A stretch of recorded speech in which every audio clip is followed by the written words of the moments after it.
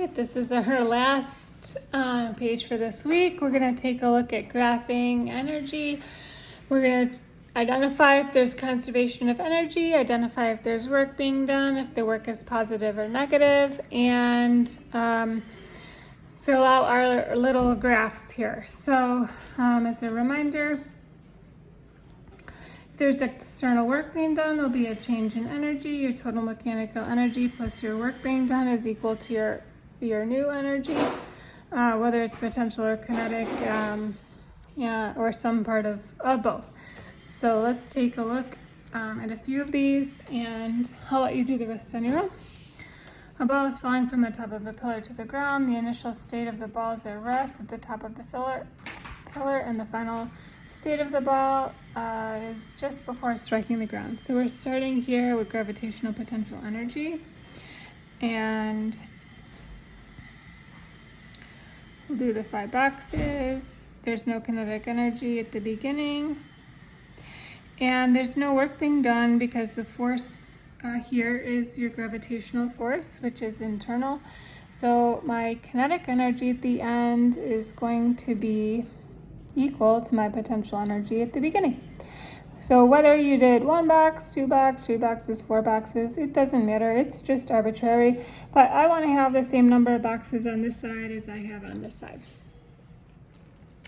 All right, let's do number 2. A car skids from a high speed to a stop when brakes are applied. The initial state of the car is with kinetic energy, and the final is with rest. The force doing work here is friction, and our total mechanical energy is going to change. So we're starting with all kinetic energy. I'll just do the 5 boxes.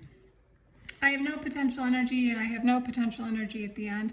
Work is being done so that I have no kinetic energy at the end either. So if I have 5 positive boxes of kinetic energy, I need 5 boxes, negative boxes of work here.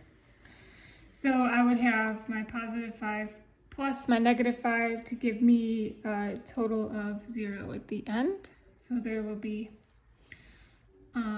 no energy at the end. So all my work being done is negative.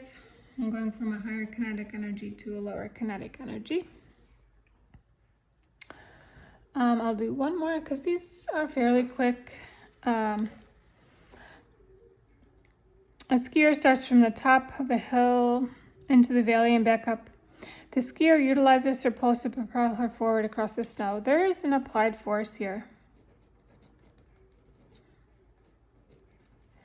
right? Which means the positive work will be done here. So my energy at the beginning is going to be less than my energy at the end because I am doing some work by my poles to move me forward as I'm going up and down this hill. If there was no poles propelling you forward, I would use conservation of energy. But because I have some applied force, I am doing some work here. All right, so the initial state is on top of A, and the final state is on top of B. Ignore frictional forces. So let's start with our potential energies. I know I have more potential energy, so we'll do 3 boxes. This is just arbitrary with my potential energy at A. And I'll say I'm at 2 boxes when I am at B. So my potential energy will look like this.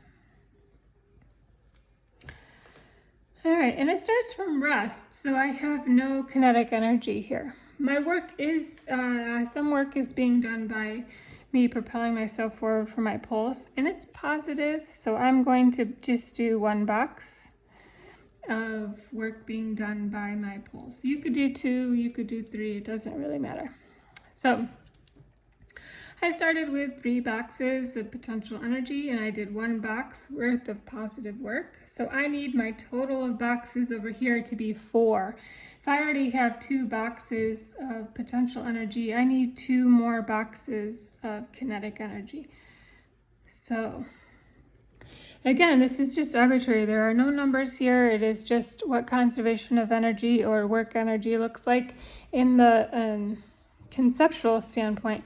So say I did 2 boxes worth of work by my poles, then I would want to have this, my beginning plus my work equal to my total. So I have 5 boxes now, and I need 5 boxes over here. I know I'm not gaining any potential energy, so that energy must be converted to kinetic energy. Let me do one more, and then that will be it.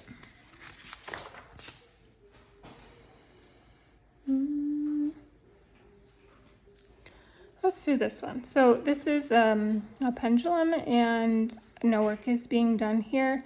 We're neglecting frictional forces. So when I'm at my highest position, I have only gravitational potential energy and no kinetic energy. And I can figure out what my height is because I've been given a mass. So my mgh is equal to my potential energy. My m is 2 times my g, which is 9.8, times my height is equal to 10. So divide 19.6 on both sides gives me a height of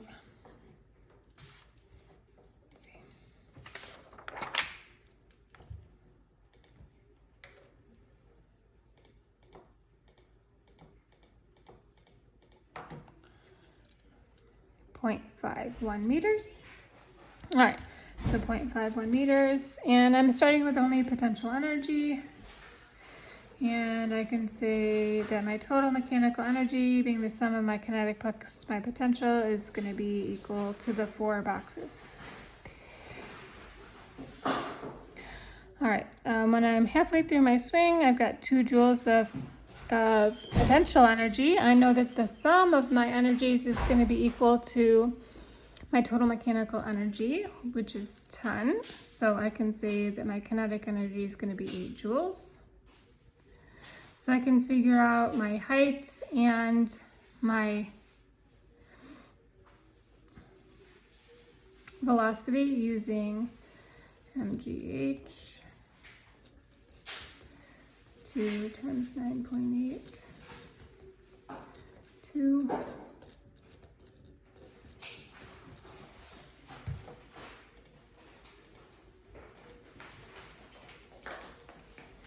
This gives me a height 0.1. And my velocity will end up being ke is equal 1/2 mv squared. 2 ke over m square root gives me my velocity, so 2 times 8 divided by my mass square root gives me a velocity of 2.8.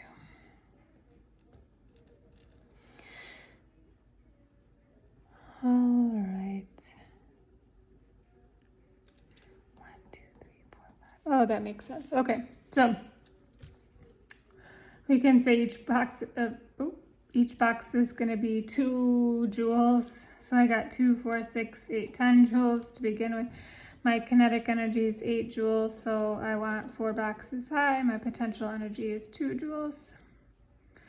So I have a sum of 5, right? It was 5 to begin with. It's still 5 here. My total, when I add them together, is conserved. When I'm at my lowest point, my potential energy is 0. I know my kinetic energy is going to be 10 joules. I have no height because I have no potential energy. So my energy is all going to be in the form of kinetic energy. And my total mechanical energy is going to be conserved. So I can plug to find my velocity, square root of 2 ke over m.